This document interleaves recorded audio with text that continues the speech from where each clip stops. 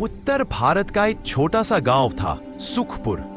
नाम के उलट यहाँ के लोगों की जिंदगी आसान नहीं थी। सर्दियां इस गांव में सिर्फ मौसम नहीं होती थी, बल्कि एक परीक्षा होती थी। दिसंबर की ठंडी रातें हड्डियों तक ठिठुरा देती थी। कोहरा इतना घना कि सुबह सुबह सामने खड़ा इंसान भी धुंधला दिखे। सुखपुर के एक कच्चे से घर में रहती थी कमला देवी। पति को गुजरे कई साल हो चुके थे। अब उसके जीवन का सहारा थे उसके दो बेटे रमेश और सुरेश। दोनों शादीशुदा थे और उसी घर में रहते थे। घर छोटा था, आमदनी सीमित और जरूरतें बड़ी। उस रात ठंड कुछ ज्यादा ही बढ़ गई थी। तेज हवा दरवाजों की दरारों से सीटी मारती अंदर घुस रही थी। बच्चों की कंपी देखकर बहुएं रजाइयां निकाल लाई थी।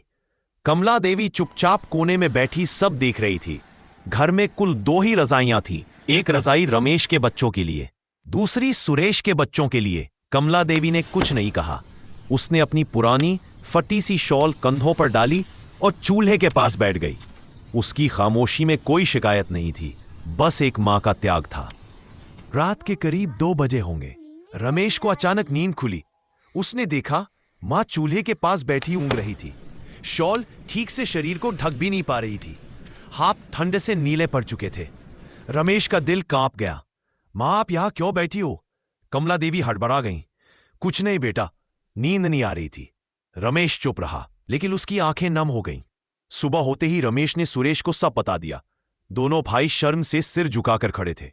उन्हें एहसास हुआ जिस मां ने जिंदगी भर उन्हें ठंड, भूख और दुख से बचाया, उसी मां को उन्होंने सबसे आखिर में रखा।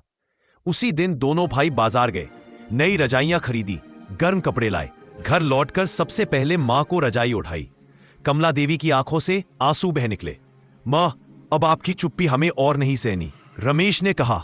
हाट। उस रात सुखपुर में ठंड तो वही थी, लेकिन उस घर में एक अलग ही गर्माहट थी, पछतावे, प्यार और अपनापन की।